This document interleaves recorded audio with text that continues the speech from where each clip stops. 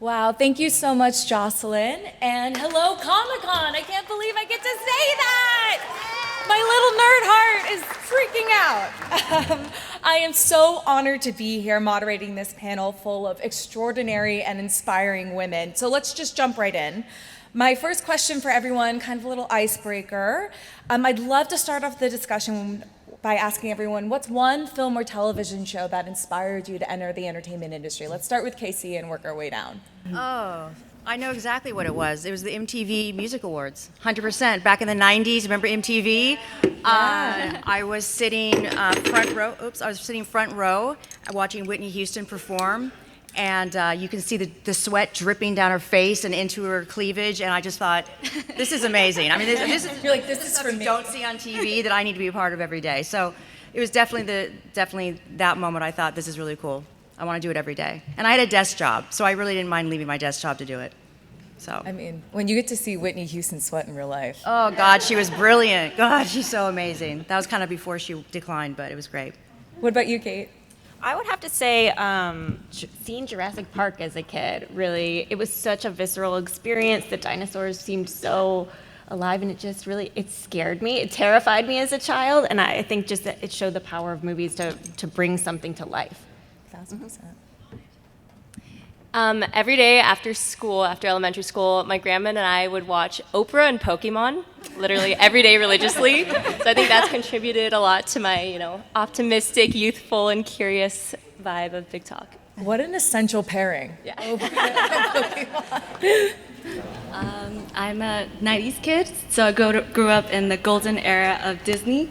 So I love Lion King, Aladdin, Beauty and the Beast, and it influenced my love for music, especially in animation. So. Yeah, obviously. Those scores are insane. I would have to say I grew up on movie musicals. So all of that was my first introduction into, I was like, oh, you can put all of these things together. I started as a dancer. You can do all of this on film. That is crazy. And then I would also say, your Monty Python, your Practical Magic, Indiana Jones. Can't forget those two. I am also a 90s kid, and I was really inspired by 90s sitcoms, so Full House, Family Matters, and then one other show, I won't say the name, but their last name was the Huxtables. I wanted to be on that show, and I remember specifically when it went off air, was the season finale. I cried, and I called my cousin on a landline telephone, and I was like, where are they going? Why are they leaving? And she was like, they're actors. It's not, they're not dying, they're not going anywhere, it's just the show is ending. And I was like, I want to do that. Amazing. Mine is obviously Sam Raimi's Spider-Man, 2002. I know you can tell I'm a big Spider-Man fan. Anyway. Ashleigh, not only are you the voice of Hazel Wells, the main character on the Fairly OddParents: A New Wish, but you also serve as an executive producer. Can you talk about your experience developing and pitching the series to Nickelodeon? Yeah, I actually didn't have to pitch anything to them. So I was working as a head writer on a show called Jessica's Big Little World at the time at Cartoon Network, and Nickelodeon actually came to me and were like, we want to do a reboot of the Fairly OddParents. Would you be interested? And I was like, yes, of course. And so I joined at the development phase. They knew that they wanted a new God Kid. They knew that they wanted this God Kid to be a person of color, and they knew they wanted to bring Cosmo and Wanda back. So I joined with my co-writer, Lindsay Kaitai, and we started to develop the Bible, creating the characters and the world and the locations and all of that, and really digging into, who this new God Kid is and what their wishes might be. So yeah, it was really fun. Amazing. So cool. And keeping with animation, let's take it over to Kate. Hello down there. Hello. I would love to discuss the tales of the Teenage Mutant Ninja Turtles and Gabby's Dollhouse. Okay. How do you approach the sound for such diverse projects?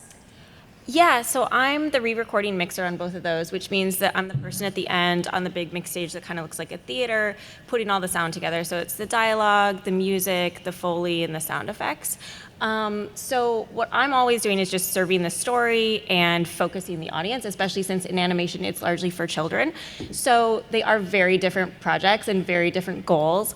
Gabby's Dollhouse, our EPs, Jen, Tracy, and Donovan, they're really focused on kind of a less is more aesthetic. It's for small kids, 3 to 5. One of the clips, the really colorful one, was Gabby's Dollhouse. So I'm usually making choices, weeding through things, saying this is going to be a music moment to create more emotion, or this is a sound effect moment because we want to bring the world to life, or maybe this is a dialogue moment because we need to give clarity to the story. And then in Turtles, it's a totally different aesthetic. It's a more is more is more. So there's always this driving kind of like punk music, which is really amazing, that's pushing the action forward. There's obviously the Turtles who have this really fun relationship and they're talking over each other all the time. There's all this fun banter. And then there's just a whole world of sound effects where they're just, in battles the whole time, and then they decided to, just for fun, throw in a lot of extreme weather on top of it. So, Because we need more.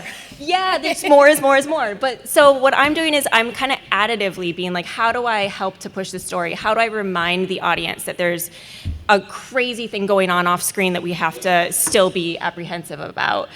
So I'll add in some off-screen sound effects for that. I'm pushing the music even more in those like really pivotal moments of the fights. It can be so hard in between quick cuts in a fight scene, especially a really well done one like Chris and Alan put together where they're just so artistic. They're going from moment to moment to moment. You have to be able to track like who's ahead this moment, who's winning, who accidentally missed their shot, and like now it's a dire situation. So I'm using the sound effects to kind of punctuate those moments. That's amazing, because I think us lay people don't always, me being a lay person, because I can't edit to save my life, we don't realize how much of the storytelling happens in the sound. Yeah. Fantastic. We're staying in the world of music and animation. Joy, can you talk to us about your scoring process for the animated series Wondla, and how your experience as a female composer in a male-dominated field influenced your approach?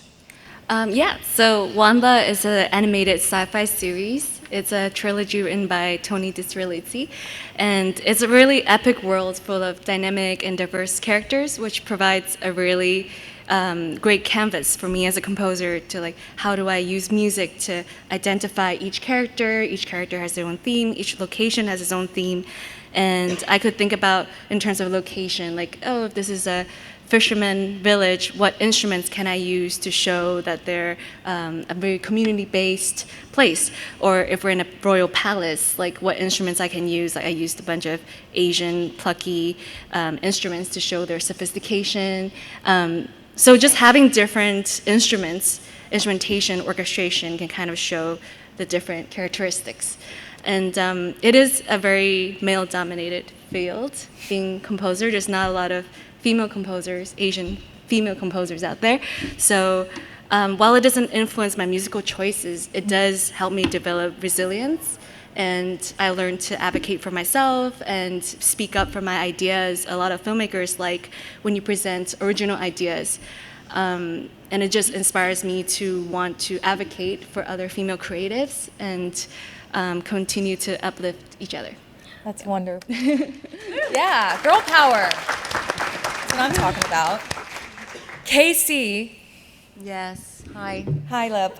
You've been in business for 27 years, which I don't think you're old enough for, but you've been bringing audiences to iconic shows like American Idol, America's Got Talent, and The Masked Singer.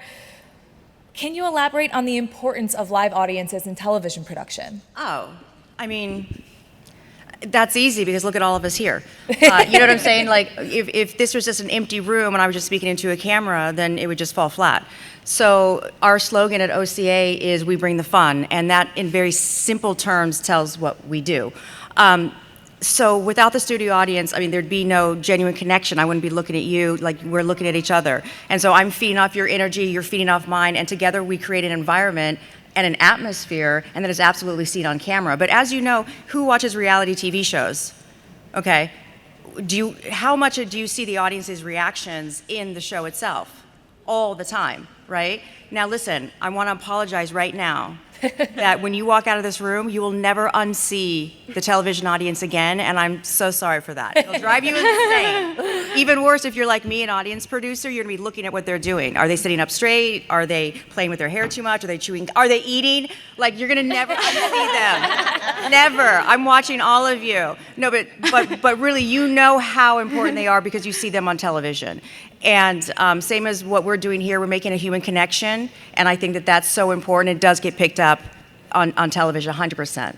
Yeah, so that's the importance of it. It's you. You're important. Yeah, you are all important. And again, thank you all so much for coming. And this is why we're doing this panel, so you can all see behind the scenes of all the media we love. I want to go over to Carlye. I'm so excited to discuss not your daddy's films, not your daddy's films. Yes. What inspired you and your team to start this organization and name it something so iconic? And how has your experience as a woman in Hollywood influenced your approach to directing? Yes. It's a twofer question right there. So like we said in our intro video, Not Your Daddy's Films is a social impact organization that is committed to educating and empowering women and non-binary filmmakers. So this really started out of absolute necessity. We were just a group of a few friends that were filmmakers. We're all multi-hyphenates, and we started showing our own work, and that sort of spiraled into more and more and more women and non-binary creators trying to find a space to be seen, to show their things, to talk to other people that are doing the same thing as them. And we figured if we could just keep going and sort of hold hands together, walk through the fire, we could just figure it out and talk about it. The information share really is the most important thing.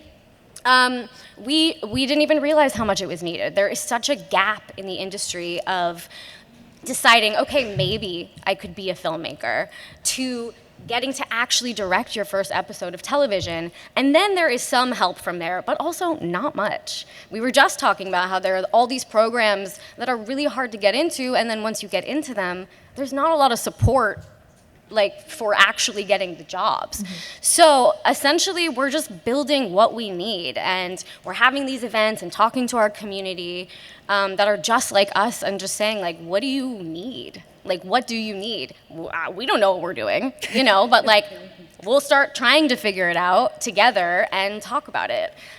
So that's really how our company came to be. We're a year and a half old, and already we've grown from like 50 to 500. Like, it's just, it's been insane, but so cool. And I think, what is the second part of the question?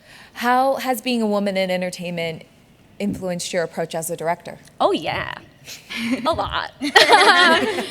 Being a woman in this industry has absolutely influenced me as a director. I came up as an actor. I've worked on a bunch of shows, all kinds of different sets, and I just decided that when I got to be the creator, when I get to be the director, I get to decide the vibe and the tone of set. You know, like, I have just been on the weirdest sets my whole life, and like, we're all spending hours and hours together. Like, why not make it fun and comfortable and just a space where you can do your best work, you know? So that was really important to me, to set the tone of my set and set the tone of the people that I want to be collaborating with. So much of filmmaking is like finding your tribe, you know? And so it's like, well, if I get to pick, then I want all the people around me who are gonna make me look fucking great. Yeah. But also be people that I love hanging out with, you know? And you get to pick that when you have roles that are higher and higher up. So yeah. Yeah, that's amazing. I think it's so important too, as someone who's also worked in the writing, producing, to have that community. I think it's one of those silent things that we don't talk about enough, especially as women, to have your tribe and your community of people behind you, which is why I think my next question is perfectly suited for Kalina. Can you share some key moments or initiatives that were instrumental in building and nurturing the Big Talk community? How has this community contributed to the success of your platform? Sure. So the community is everything. And I'm going to start off by asking you all a couple questions. Has there ever been a time where you've been in a crowd of people but felt lonely? Or, okay, a lot of hands, The hands right? immediately And go we're all in up. a crowd right now. And have you ever been in a crowd and also been like, wow, every single one of these people has a story and something meaningful to share? So that's, exactly, yeah, we've all felt that way. So that's the sentiment that I had when I started Big Talk, and I moved to a new city for the first time and felt lonely. So I decided to try this social experiment. This was pre-TikTok, pre-Instagram days. I just went out with a video camera and walked up to strangers on the street and skipped the small talk to hopefully make a more meaningful connection with them. And I asked them, what do you want to do before you die? And I talked to people from all walks of life. It didn't matter if it was someone experiencing homelessness on the street in Venice Beach, or a businessman in Beverly Hills, or a child or an elderly person. What it came down to, all that mattered to people at the end was our human connections. So I took that with me, and to this day, 10 years later, I'm still walking out on the street every day, walking up to people from all walks of life and asking them these questions. And I think that's what's been so instrumental towards building the Big Talk community, is this direct connection with my audience and with the people I'm sharing stories about. And I will never stop doing that. And I think that is something that, you know, even if Big Talk gets the TV show that I'm working on pitching or grows big, I'll still walk out on the street and talk to people, because it's all about maintaining that core human connection with people. So That's yeah. amazing. Just never forgetting your mission and why you're doing the thing that you're doing. Yeah. Amazing, great advice for any creator out there. I want to ask Kate a question. What motivated you to leave your sound effects editing job at Warner Brothers and start Boombox Post? Because that's a big move. Yeah, it was a really big move. So I was at Warner Brothers for maybe 5 years or so as a supervising sound editor, along with my now business partner, Jeff. And we both were working just in animated content there. And I would say working at a big studio was a great pleasure. I think big studios have a lot to offer. They have incredible resources, but especially incredible resources for really big projects. But being in the animation world, we're kind of this tiny little niche of the entertainment industry that's like founded in artist-driven projects, and there tends to be smaller content. I think we've all watched those like 2 to 3 minute animated shorts that happen between shows when you're just watching regular TV. There's a lot of pilots tend to be shorter. They're about 11 minutes usually instead of a full 22. There aren't often full hour-long series. So it was just a little bit hard for them to wrap their heads around wanting to invest in these people who had just come out of art school, these creators who maybe didn't have huge funding or were working on smaller things, but were really pushing the envelope and doing beautiful work. And so Jeff and I just really wanted to be able to be in an environment where we could choose what work to cultivate, what to be a part of. And to be able to express ourselves on all different kinds of media across the animation spectrum, from preschool to like features to action stuff like Turtles. Adult animation is its own funky world.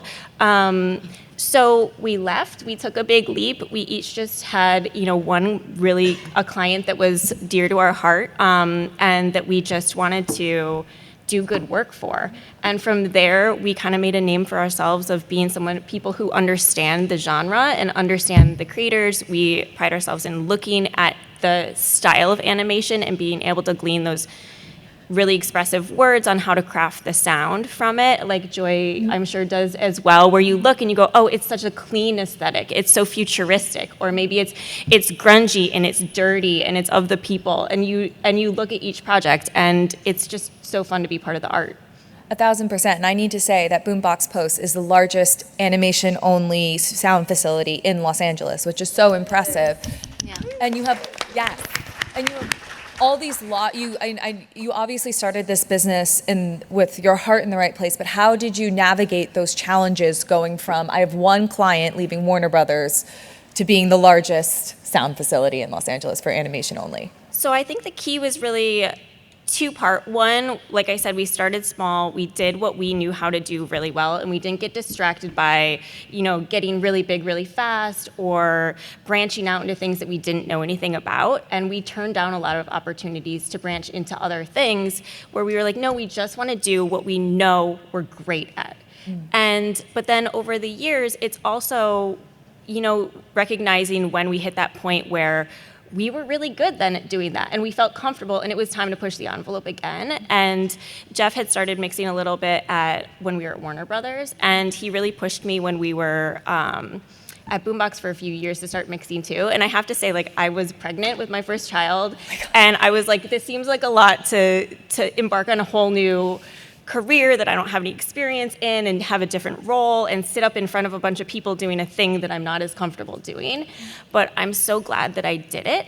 And it's become part of my job that really brings me the most joy, because I get to be at that end part of the process, putting everything together, working directly more with the creators at that final stage, working more with composers because I'm putting the music in.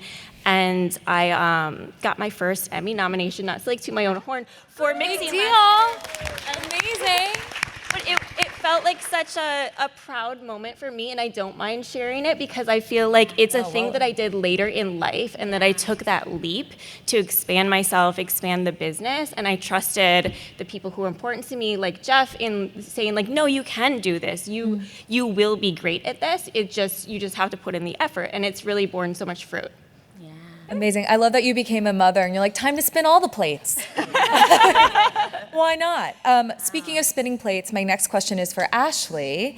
How do you balance the creative aspects of voice acting with running your career like a business, as most actors have to do nowadays? Oh, absolutely. So I went to college in Washington, D.C. at Howard University.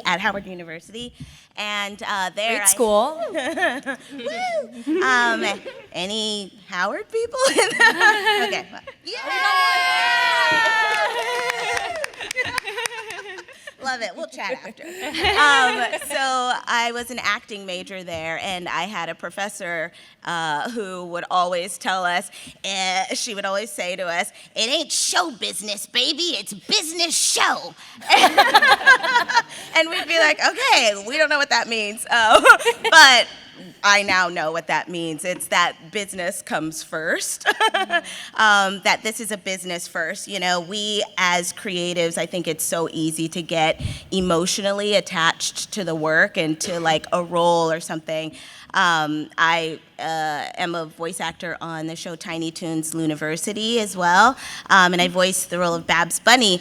But during that time when I was recording that show, we went through like a series of recasts, and I would go into the studio terrified every day because I was like, oh my God, I'm next. Oh my God, I'm gonna be next. I'm gonna get fired. You know, producers don't like my performance. Producers are gonna say this. And we all kind of were like just living in this state of fear, and it affected myself, you know, as a writer and as a voice actor.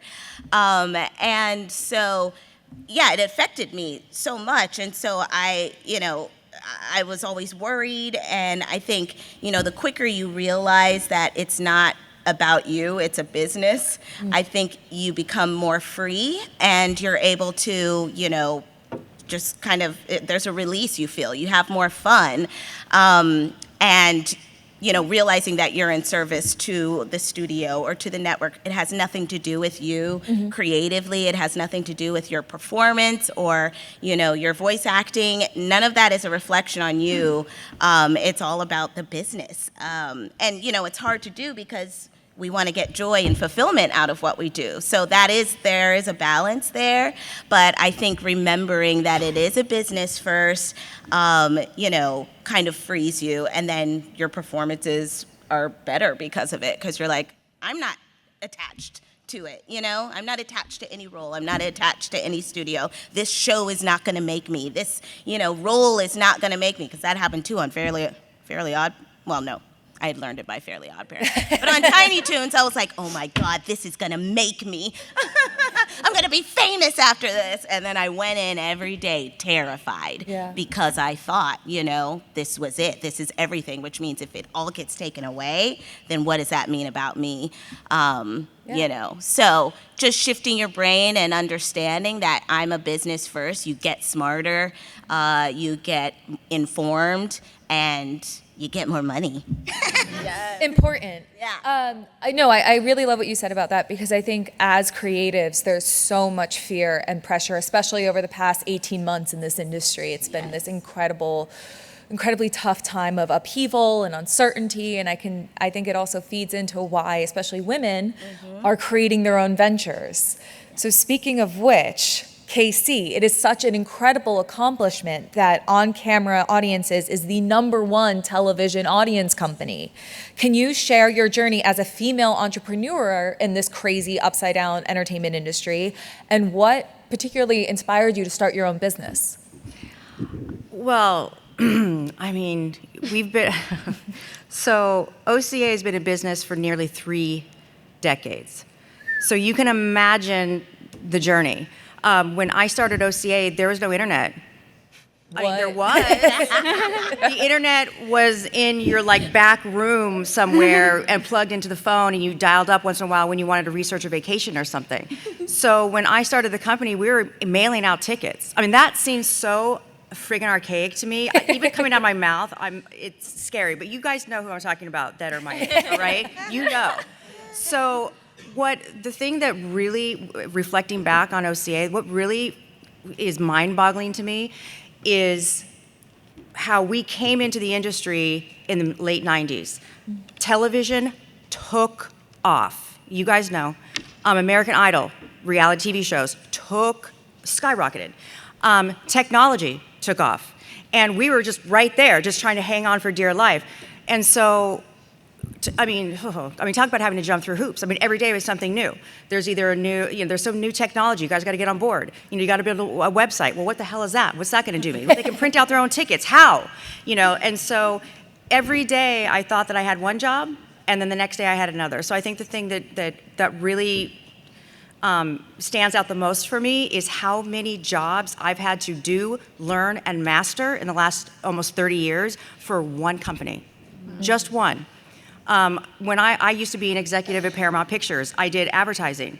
Okay, we did print advertising. Okay, that's a no-brainer. I went to the company, we started doing radio advertising, print advertising to market our tickets. Next thing you know, there's something called social media. No, forget about that. Now you have to be a digital marketing master. Okay, and then besides the fact that someone calls in sick and I'm answering the phone on a receptionist. So I almost kind of knew that I was supposed to start to answer your question why I started the company is because I think that I was born to be an entrepreneur, and I'll tell you why. And maybe some of you can relate and maybe some of you don't. But when my company is doing really well, money's rolling in, everyone's happy, all the employees are happy, and it's just clicking, I'm deeply unhappy. Deeply. I have to have a challenge. And so I really am. I mean, I'm a freak like that. But I started the company because I am depressed when I don't have fires to put out. Literally, I have to find stuff to do. My daughter who's here thinks I'm absolutely nuts because during COVID, I went crazy. And so then now I'm back on track, and I go through these stages where I surge. It's called surge and purge. I will surge, and I'll just get a gazillion things done, purge people that aren't on the same page as me, get rid of employees, no. And then I go and I have to settle down, and it takes me about a month of just kind of being a little bit depressed and whatever. So I think that I was born to be an entrepreneur, and so when I came from very little means. We came from nothing. I came from a single mother, living paycheck to paycheck. When I was 16 years old, it was absolutely expected you get a job. A job for what? For movies? No, not for movies, for food. Go and get a job. So I had already been 9 years into a career or an industry when I started the company at the age of 25. Yeah, do the math. And so I had already had 9 years of work under my belt. And work was everything to me. It was my whole life. It was everything that I was, because before that I felt like I was nothing.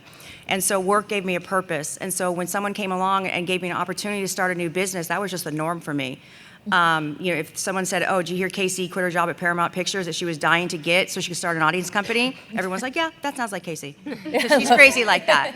And so at 25 years old, you have absolutely nothing to lose. I just knew that work is what kept me alive and well, and so I just kept going forward. So even to this day, 27 years later, I'm always looking for a new challenge to keep things fresh. And trust me, in this industry, there's always new challenges, whether it be labor codes, Assembly Bill 5. I don't know if you've heard of that, but basically I went from having 60 employees to having thousands of employees thanks to, I don't know, some assembly person out here, Stephanie in San Diego. I don't know if you guys know about Uber. Independent contractors? Oh, yeah. Guess what? I have thousands of independent contractors. They sit in the audience, and now they're my employees. Mm-hmm. So just challenges every day by the government, by modernization, technology. But listen, I'm not complaining. I'm here for it all. So yeah, you have to be. I'm just very hungry for challenges. Love it. I think that's how you thrive in this industry, is being hungry for change and adaptation and challenges, even though, yeah, we all need to sometimes put ourselves on ice. But sometimes it's really difficult just to be able to be in an environment where you're challenged, because I know a lot of us in this room, and it's probably especially on this panel, have had experiences where they're the only woman or person of color in certain professional situations. So specifically, Joy, can you share your experience being the only woman working on a project and the importance, as you mentioned earlier, of advocating to bring more women into the room? Because I don't know if we can always trust the boys to do it. Oftentimes I'm always the only woman in the room, the only person of color in the room, and I'm sure Kate can relate to this. In post-production, there really isn't. You're in a room full of mostly white men, and I think it's just important, shows the importance of advocacy, and I make an effort to hire more women on my team on the music side, whether it's music editors or orchestrators. It's not just because they're women, but because they're qualified, and they just didn't have the chance to get, have that foot in the door. Yeah, so the fact that they're a woman is an added bonus. Yes, of course. You bring a different kind of perspective and uniqueness to the project. And so, a personal story of mine, when I moved to LA, I was 21, and I got my first gig to score for a commercial. And I remember I went to dinner with a producer who never met me in person, and the first thing he said was, "Oh, I didn't know a composer can look like that." Wow. So it was kind of, just shows more of the importance of visibility, and I make an effort to join lots of groups, like Alliance for Women Composers is a great organization. I'm on an executive board for Composers Diversity Collective. That's also important work for me outside of composing. It's just to try to create that visibility and advocacy for diversity inclusion. So, fantastic. A lot of stuff we can learn from Joy's amazing advice. And again, even if it's even harder when you're a woman or you're a person of color, because making a name for yourself in this very highly competitive, cutthroat industry is no easy feat. So Kalina, what steps did you take to build and establish your brand, and what advice would you give to others looking to do the same? Yeah, I think it's really important to find something that you're so deeply passionate about that you're willing to talk about it over and over again, do it over and over again. When someone asks you this small talk question, what do you do? Be ready to have a big talk answer about why you're passionate about it. So to build the Big Talk brand, it's been 10 years of doing the same thing repeatedly, like talking to people on the street, skipping the small talk with them. So take your time to really figure out who you are, what it is you're about, what you can stand behind, what makes you unique, and then let that part shine and amplify like times 100, because that's what people will respond to and rally behind you for. That's great advice. I love all this advice, and I know there's so much more to be mined. So I'm going to ask all of our panelists, what advice would you give to young women who aspire to enter the entertainment industry and follow in all of y'all's footsteps? Let's kick it off with Carlye, since Not Your Daddy's Films is training the next generation of filmmakers. Yes. Come to our events. Follow Not Your Daddy's Films on Instagram at NYD Films. There's all kinds of things going on all the time, panels. We have a podcast coming out, events, training programs, etc. But I think also along the lines of what you were just saying is it's like you have to get obsessed. You have to get so obsessed with the thing that you love. And whatever that is, you better know it the best. So nobody can say you don't know what you're talking about. And then find your people that are obsessed with that too. And I think also, especially as women, like, we have to dare to be bigger than we are. Like, we have to, the little things, like stand up straight, be loud, take up that space, and just keep pushing and pushing and pushing, because it's not always natural to us. We have been used to being quiet for a really long time, and so I think just getting together just like this and saying, oh, okay, like, you're doing this too, maybe it's something a little bit different in the industry, but still, it's like we just have to be the bravest version of ourselves and just get it done. So good luck. But also, it makes me really hopeful, right here in the front row, seeing all of these like young women who are already here at Comic-Con, dressing up, being excited about something. It's like, it almost makes me cry, that's where it starts. And you can't lose that or be embarrassed about that. You just have to make what you love forever. Excellent advice. Ash, yes. Also, thank you for making me check my posture, Carlye. Ashleigh, what's your tidbit? My advice is for the creatives out there. If there are any writers or actors or voiceover actors, to get in classes. Like, don't be above taking classes. I think it's so important, specifically improv classes. I trained in improv and sketch comedy, and I use improv in everything. I'm using it right now, actually. But yeah, I think improv just really helps with being spontaneous and creative, and it builds community. It builds confidence. Oh, talk about taking up space and being big in a room. It's like, yes, improv can help with that. It doesn't matter like what your field is, really. I think classes, getting informed, really building, your sense of community. Sometimes, like a lot of the people that I was in class with when I was training and coming up, like they're showrunners now, and they're now hiring, their friends or whatever, but you never know who you're in class with, who might be the next Ashleigh. Ashleigh. Oh, yeah. I love that advice, especially too with improv, because I think one of the greatest things about improv is you learn that if you bomb, you won't physically die. So you get up and do it again. Absolutely. Kate, what's your piece of advice? I would just say that a lot of young people, sometimes you want to go straight to the top, right? You want to do the thing that you're really, really passionate about, but there's something to learn from every job, and there's also the opportunity to really shine in any position, even in a low one, even in one that seems like maybe it's not worth your time. You can show your passion and your drive and your determination, and you can show that you're a person who can be good at anything. And if you do that, even if at the lowest job, you are going to be noticed by somebody, and someone will give you the next opportunity, and then it's just in your hands to take it and not be scared to do something that you don't know how to do yet, and just tell yourself, I will be good at this because I'm a person who's good at things. Great advice. What about you, Casey? Everything that they just said and what you just said, fake it till you make it. Sometimes you have to do that.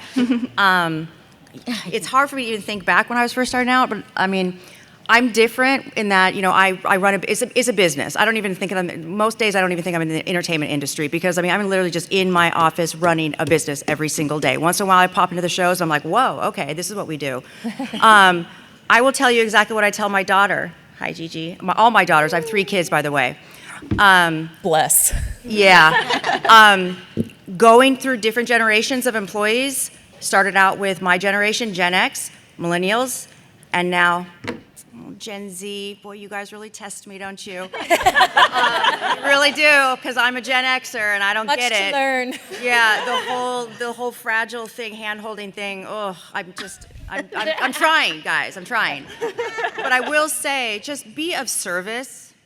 Make yourself helpful. Yeah. You know what I mean? Not once when I was starting out did I ever say, well, that job, I should get paid more if I'm going to do that job. What? No. You do the job, you do it well, and then you get paid. I don't know if that's a new concept to some people, but it's a new concept right now, so I'm just saying, be of service, because there's so many people that have so much potential to come and work for me. And then they will say something like that. Well, but I'm not getting paid that much, so why should I try that hard?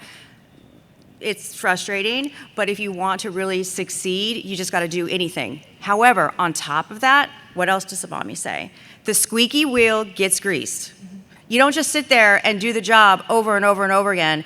You have to speak up, and you have to advocate for yourself in a respectful way. Like, hey, love this company, would love to keep moving forward. Is there any other responsibility that I could do? Would love to do it. And then, you don't get taken advantage of, no. But it's kind of, and then the other thing that I say that it's not going to be on the creative side, for me worked, is just to be humble. Yeah. I think that goes on the creative side too. Yeah, you're humble. I'm still learning something every single day. I was just taking a digital marketing class at UCLA because, like I said, all of a sudden I need to be a master at that. And so I'm humble, and don't be afraid to ask. And also surround yourself with really good, smart people, because they're the ones who are going to clue you in to be like, hey, old lady, like, why are you still over here on Facebook? You know, you need to get up to speed. So just those things on top of everything these ladies just said. Great. That helps. For sure. I hope everyone was taking notes. Kalina, what's your one quick takeaway? Okay, a couple real quick ones. Yep. One, there's no such thing as failure, just learning experiences. If I had given up after the first few strangers rejected me when I approached them, then I wouldn't be here 10 years later doing this. Another one is your best opportunities might not come from like the most obvious professional thing. I'll say my best networking has actually been through non-professional related things. Like I have met people while surfing in the water and later on gone on to host events with them, or been volunteering and fostering puppies and connected with someone because they were also fostering, and then that led to a video interview for Big Talk. So you never know where your opportunities will come from. They're everywhere. Just be a good person and don't be afraid to ask for help, but also give help back. Like you said, be of service. Yeah. You know, it's give and take. You can't just always be an energy vampire asking for people to do things for you. You have to also give back as you ascend on your journey. That's amazing, because I think that also helps you stand out. Yeah. So what about you, Joy? Wrap it up. Oh Bring my it God, on. lots of pressure. I think just don't be afraid to be different. A lot of filmmakers want to hear a unique perspective, trust that you have a unique story to tell, and I think trust in your art, I guess. Just be.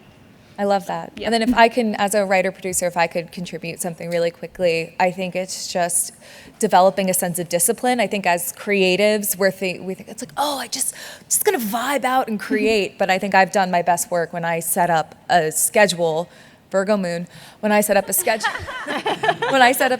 and a routine for myself, because usually those structures facilitate the best creative work. I think that's a little known fact, and something that as artists we think we don't need, but in a lot of times we do. I'm gonna look at my beautiful person here to see if we have time for questions, maybe one or two. One or two questions. There's a microphone right up there if anyone has a quick question for this amazing panel of women. No, not. Oh, yes, okay. We have one brave question asker who's making her way to the microphone, which we're all waiting for it with bated breath. Hello, my name is Donna. My kids are an avatar. I wish they were the two girls. I wish they were here. Well, this will so be on badly. YouTube in a while. That's why so, I'm recording. So, I have to tell you, your on-camera audience, people that work for your tickets are, mwah. I mean, they have been. I've gotten Idol tickets and all your shows. Yeah. They're amazing. And when I call, I'm like, I'm so late. Can I still come? They're like, always, Oh, you're probably yes. talking to me, by the way. I'm at home going like, oh, Oh, yeah. They're always Late people. yes. I mean, they're Yeah. just amazing. So Donna, Thank what do you you. want to ask? We live here. We live 10 minutes away, but I've taken my kids for improv, like you were saying, the improv classes, and also scene study in LA. Unfortunately, they're not in here to ask, so I'm asking for them. They've gone on a lot of interviews, and improv comes into the interview, and they ask them to be happy, silly, sad at the interviews. What do you suggest for these children, these young people, when they're starting out at interviews, how to present themselves? That's, I think, the hardest thing for the kids. Yeah, great question. Yeah, that's a great question. I think really tapping into who they are, what makes them unique. I don't know. You know, it took me a very long time to realize that I had a unique voice until. Yes, celebrate themselves, really tap in. I mean, you know, yeah, for me, like, I have a weird laugh. I didn't know that until people started telling me that. Had I known this a long time ago, I would have been, you know. Yeah, and it's a cracking good up all the weird. It's time. not a bad weird. It's what sets you apart. Yeah, so, you know, with improv or with these auditions and these interviews, you know, really, you know, tap in, kind of like what Joy was saying too, what makes them unique, what makes them stand out, and really just, you know, illuminate that in these interviews. That's really, I think, will help. Yeah, and I'll be around after if they're around and you want to chat. Wonderful. Yeah, I think it's so hard. I love what Carlye said too about taking up space, because I think it's something societally we have drilled into us as women at a really early age. So it's great that we have spaces like this where we can encourage each other. If very, very quickly, one sentence, starting with Casey and coming back to me with Ashleigh, can you share any upcoming projects or goals or things you have on the horizon, ladies, that you're excited about? Go to television shows. It's fun. Yeah. OnCameraAudiences.com and take your kids. AGT's filming right now. I'm always excited about AGT. It's the only television show in the industry that draws 1,400 people per show. It's quite an atmosphere. Don't miss it before it gets canceled. And then also, I'm sorry, my best friend's executive producer is going to hate me for saying that. Don't record that. I'm just saying, anything could get canceled, Jason. Sorry. But yeah, go. It's fun. And what I'm excited about is OCA is actually branching out into the event space. So be sure to follow us on Instagram. Follow me, KC from OCA, because we will be going into the event space in 2025, and we have some really exciting events coming up. So Watch this space. Bring your kids. Yes. Yeah. Kate, what about you? So Tales of the Teenage Mutant Ninja Turtles is going to premiere. It's the television series based on the movie that came out last year. It's going to premiere August 9th. So coming up on, I believe, Paramount Plus and Nickelodeon. And they also have a panel at 2:15 today with the creators on that. So don't miss it. Add it to your schedule. Kalina. First time I'm publicly announcing this, I just signed a book deal, so I have a book. What? And so follow along at Make Big Talk on Instagram, and you'll see my videos and more upcoming announcements. And I do a lot of events in the LA area as well. Amazing. Congratulations. I have an animated series called Barbie Mysteries coming out on Netflix in the fall. Yes, Barbie. Carlye? For Not Your Daddy's Films, we've got our next big screening and party coming up in LA on August 17th. We've got panels coming up, workshops, so check our Instagram always at NYD Films, where we'll have the latest happenings that you can join, even maybe from afar. Also, I am acting on an upcoming Dexter prequel. Oh, awesome. So that is happening. It's very exciting. I don't know when it's coming out, but it's happening. Watch Fairly OddParents, A New Wish. It's out right now on Nickelodeon. It comes on Monday through Thursday at 6 p.m. And yeah, Nickelodeon. And we'll be airing internationally this fall on Netflix. So Nice. It's so exciting. yeah. As a Fairly OddParents fan from way back when. Great. And then if I could just say, I am writing on a audio series called Murder Overboard, which will be coming soon to the Pocket FM app. So if you're a subscriber, get subscribed and tune into our fun, splashy, cozy mystery. Unfortunately, that is all the time we have today, but please help me in thanking our panelists, Ashleigh, Carlye, Joy, Kate, KC, Kalina, for being here with us today and discussing all of their amazing creative work. I also want to thank the Impact24 PR and Comic-Con for putting this panel together. All of you for coming. Thank you so much. As Casey said, it wouldn't be the same to an empty room. But do not go anywhere. I see you all getting up. I'm not allowing it because Impact24 has 2 more exciting panels happening here in just a few minutes, featuring the creatives behind One Piece. I know that's a big thing here at Comic-Con. Only Murders in the Building, Gen V, Vanderpump Villa, Invincible, and more. So sit tight. You're not going to want to miss them. And be sure to follow Impact24 PR on social media at Impact24 PR to watch this panel again, show it to your kids, and get more behind-the-scene news on your favorite film and TV projects. Thank you so much, Comic-Con!